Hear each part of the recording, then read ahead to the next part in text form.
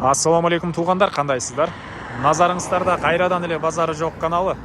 Бүгүн 3 октябрь 2022 жыл мен Чүй областы Ысык Ата району Димитровка айылында жүрөм туугандар. Ушул жерден чоң трассанын жээгинен ушул объект 12 соток жер менен сатылып аттыр. Азыркы чыгарса сиздерге ушул объект жөнүндө маалымат берем.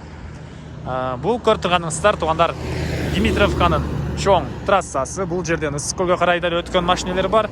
Токмокко ошол тарапка карай өткөн жол. Машина токтобойт туугандар. Көрүп турасыздар, кошуналар ушундай жолдун жээгине магазин, жана башка ушундай бизнес объекттерди кылышкан. Мынакей, ал жакта деле магазин. Кааласаңыздар вулканизация, автомойка жана башка чайкана, ушул сыяктуу чоң объект кылсаңыздар болгудай көрүнөт. Мынакей машина токтогонго деле жолдун жээгинде монча места бар туугандар. Мынакей кичине оңдоп түзөө иштерин кылсаңыздар кенен эле машина токтогон жай болот экен бул жагы. Анан ал жактан деле түз кеткен жол бар. Ал жагында деле ушундай объектибиздин жанында ушундай бош жерлер бар туугандар. Кыскасын айтканда угловойдо чоң трассанын жээгинде жана ал жактагы жолдун жээгинде үйүбүз угловойдо жайгашкан. Мына ушундай. Эми Жирчекенен калган маалыматтарын берейин туугандар. Негизи боюнча тегеректе чайкана, ушул сыяктуу тамактануучу жерлер көрүнбөйт. Кааласаңыздар ошондой бир тамактануучу жай, чайкана кылсаңыздар деле болгодай. Бул чыгыш чек арасы мынакей. Бул чыгыш чек арасы болуп калат. Анан батыш чек арасы ал жолго чейин. Жалпысынан жердин аянты 12 соток. Анан бизнес эмес, жөн гана үй салып жашайм десеңиздер, мектепке, бала чакайга мектеп, мечит, садиктер бар эле жакын жерде жайгашкан. Анан Димитровка жөнүндө айтсак туугандар, бул айыл жөнүндө айтсак канттан кийинки эле айыл болуп калат. Канттан кийинки эле. Мына көрүп турасыздар, жолдон машина токтобойт. Машина оңдогон бир S-тол кылсаңыздар деле болгодай туугандар. Кыскасы мына ушундай. Бул үйүздүн батыш чек арасы жана бул жакта туугандар дагы кенен жер. Мынакей. Анан түндүк чек арасы тарапта ал жакта өзүнчө ворот орнотулган. Үй ээси негизи бул жерди магазин катары колдонуп, анан складка ал жактан машина кирүү үчүн өзүнчө чоң ворот орноткон дейт. Азыр видеонун жүрүшүндө ал воротон деле көргөзө кетем. Мынакей азыр видеонун эмени жакындаштырып көргөзөйүн. Мына бул жакта дагы бир воротасы бар туугандар. Ал жакта дагы бир воротасы бар. Түндүк чек арасы ошол воротонун бүтөр жерине чейин болуп калат. Эми бул жактан көрүп тургансыздардай пескоблок менен болгон забор менен тосулган. Бул жакка деле машина токтогуч жай кылып койсоңуздар болгодай туугандар. Эми ички тарабына кирип калган маалыматын берейин. Документтер боюнча кызыл китеби, тех паспорту бар экен.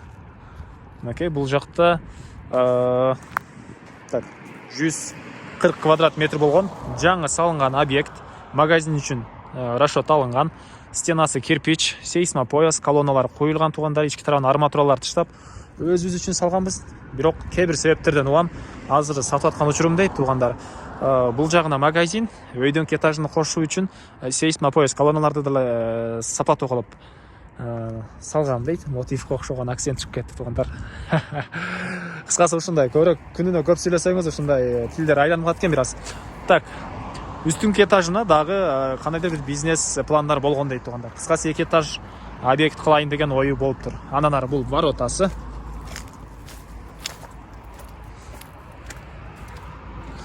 Бул жактан кирдик беле, бул жактан кирдик беле. Киргенде эле бул жак мынакей стяжка болгон. Опс. Бул жагы стяжка туугандар. Мынакей. Анан чыгыш чек арасы бул кошунанын үйүнө чейин. Ошондон ары түз кете берет. Жалпысынан жердин аянты 12 соток туугандар. Бул объектибиздин чыгыш тарабы. Мынакей көрүп турасыздар. Мына бул объектибизге туугандар бул жак менен деле кирип кетсеңиздер болот. Бул жакта да чоң ушунча бош жер бар. Анан бул жакта пескоблок менен салынган склад туугандар. Азыр аны деле көргөзөм ички тарабын. Мынакей бул объектибиздин ички тарабы, кээ бир бөлмөлөр толтурулган, кээ бир бөлмөлөр бош бойдон. Негизи могу көчө тараптан киргендеги чоң узунунан бир бөлмө жана киргенде бул жакта бир хошка, бул жакта чакан бир бөлмө, бул жакта дагы бир чакан бир бөлмө бар экен. чоң бөлме жана андан башка 3 бөлме чакан туугандар. Фундамент көрүп турганыңыздардай мектепке куюлган. Мынакей. Мына ушундай. Алып тарабында азыр көчөдө көптөгөн түрлүү бактар кааласаңыздар, алсаңыздар туугандар, кыйып керектүү хозпостройкаларды эмне кылсаңыздар деле болот. Такей бул жакта чоң пескоблок менен болгон склад. Жанакы бул жактан кирген воротабыз мынакей бул жерде орнотулган. Жана мынакей бул жерде шифр менен болгон забор туугандар. Түндүк чек ушул жерге чейин болуп калат. Жүзүм бактары бар экен азыр кочурда. Мына ушундай туугандар. Айтылбаган эмне маалымат документ боюнча айттык. Кызыл китеби бар. Башкалар баары бар. Бул жага бир аз дагы ылдыйга карай кетет экен туугандар. Ким ош шифрдан болгон заборго чейин. Чыгыш чек арасы бул жагы. Бул кошунанын үйүнүн тушунан болуп калат. Келсеңиздер кызыл китебиз бар туугандар. Объекттин ээси сиздерге чек араларын тактап көргөзүп берет. 12 соток жерди тактап чек арасын көргөзүп берет. Ошол айтылбаган бир эле баасы калды окшойт. Бул объекттин баасы $50,000 сурап атыптыр. Үй ээлери сүйлөшүү болот дагы. Ээсинин номери мен экранга ээси тел деп жазып коем. Zonokul сүйлөшүп көрүңүздөр, сүйлөшүү болот. Анан кенен zonokulup сүйлөшүп көрүңүздөр туугандар. Бир аз сүйлөшүү кеми бар, $50,000 кеми бар.